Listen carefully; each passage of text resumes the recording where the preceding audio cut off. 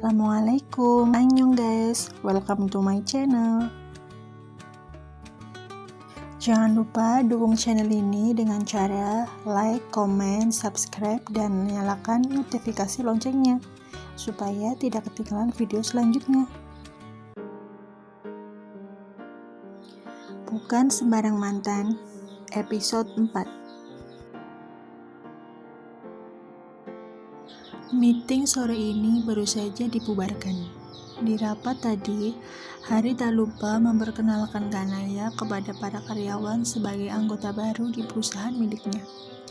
Di ruang rapat itu, kini hanya tersisa Hari, Haitsam, dan juga Kanaya. Haitsam kebetulan duduk di sebelah kiri Kanaya. Keduanya terkadang terlibat saling tatap tak sengaja. Hal ini membuat Haitsam maupun Kanaya sama-sama canggung dan berdebar. "Bagaimana, Nay? Ramdan bisa jemput kamu?" tanya Hari pada Kanaya. Mas Ramdan baru aja ngasih kabar kalau sebentar lagi bakalan terbang ke Jakarta ya. Jadi dia nggak bisa jemput, jawab Kanaya yang baru saja membuka pesan chat dari suaminya. "Oh, begitu. Kamu bisa pulang dengan Haitsam saja kalau begitu. Biar nanti ayah pulang dengan supir saja.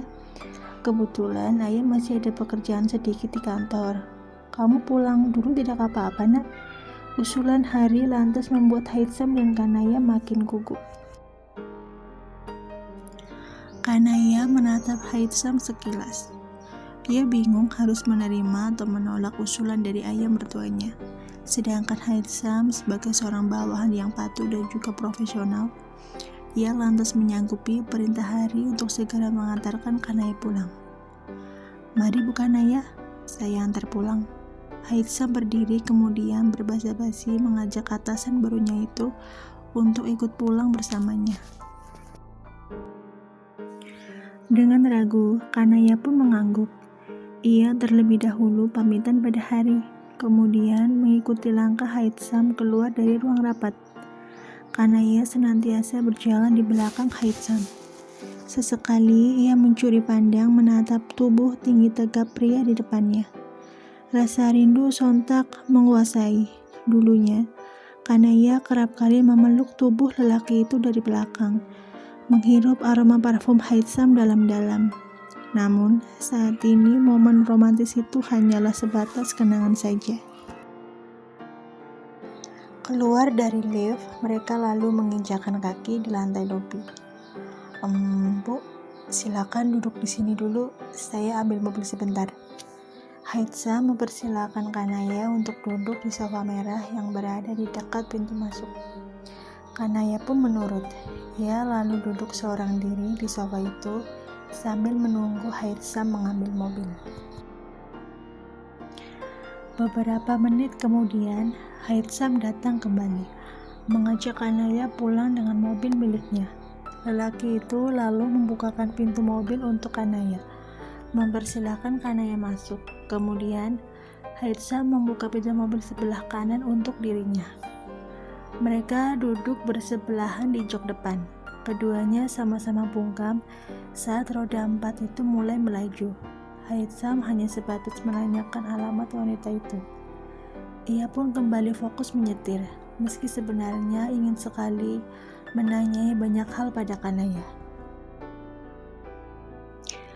20 menit berlalu. Roda 4 berwarna hitam itu sampai di depan perumahan elit Hyarta Residen Palagan, Sleman. Rumah bertingkat 2 dengan nomor 15 itu adalah rumah yang sebulan lalu Ramdan beli untuk Kanaya tinggali. Haitsam bergegas melepas sabuk pengaman, kemudian berniat membuka pintu. Tetapi gerakannya terhenti ketika lengannya ditahan oleh Kanaya.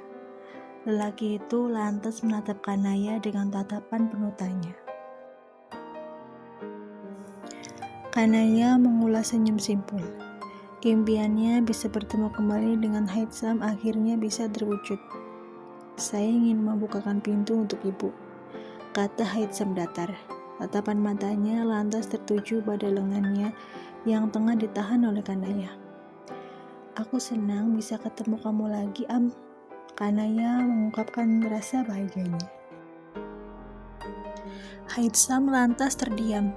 Ia tidak memiliki bahan kalimat untuk menjawab ungkapan Naya. Ia sangat sadar dirinya siapa. Apa kamu punya waktu luang?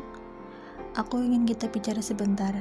Kanaya perlahan mengendurkan pegangannya pada lengan Haitsam. Ia sangat paham lelaki itu tidak nyaman dengan perbuatan nekatnya tadi. Haitsam mengusap wajahnya kasar. Sebenarnya ia sangat ingin berbicara panjang lebar dengan Kanaya. Namun, ia tidak mungkin melakukan hal itu, kecuali kalau ingin membahas masalah pekerjaan. Hal tersebut masih bisa ditoleransi. Dirinya memang sangat mengharapkan Kanaya kembali. Namun, ia tidak mungkin merebut wanita itu dari pelukan Ramdan. Mengingat kembali, ayah Ramdan adalah orang yang sangat berjasa dalam hidupnya. Haitsam memilih membuang muka, menatap jalanan di luar sana dari balik kaca mobil. Ia belum siap bertatap muka terlalu lama dengan Kanaya. Yang ada, hatinya makin sakit. Rasa ingin memiliki Kanaya seutuhnya kembali menyiksa batin pria itu. Apa yang ingin ibu bicarakan? Haitsam masih bersikap formal pada Kanaya. Kanaya membenarkan posisi duduknya. Ia mulai mengatur napas. Banyak sekali hal yang ingin Kanaya sampaikan pada mantan kekasihnya tersebut. Aku ingin minta maaf. Aku udah buat kamu hancur, Am. Kanaya mencoba menahan diri agar tidak menangis. Rasa sesak dalam dadanya makin terasa. Ia menyesal telah meninggalkan Haitsam kala itu.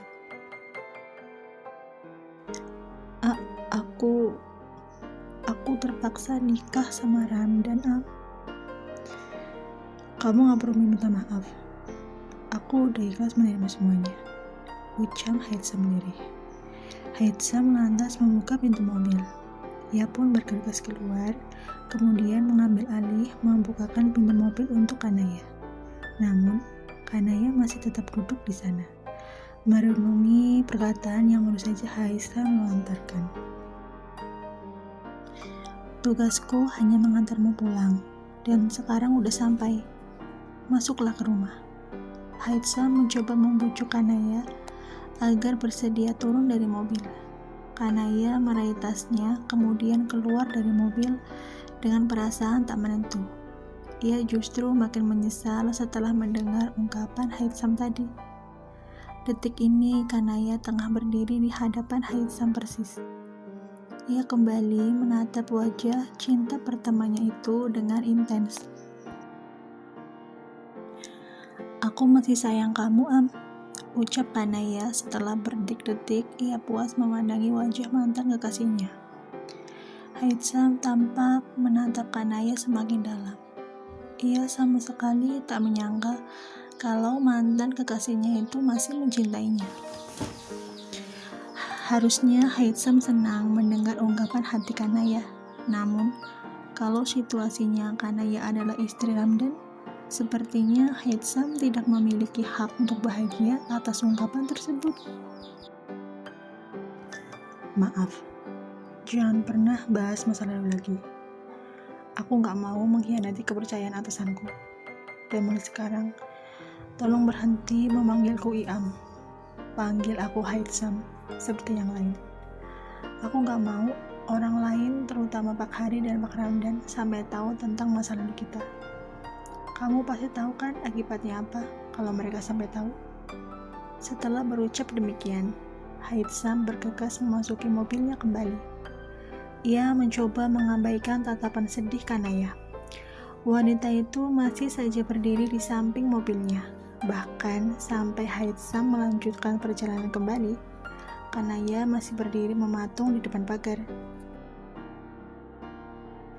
Selama 5 tahun ini, rasa cintanya terhadap Haitsam tak pernah padam.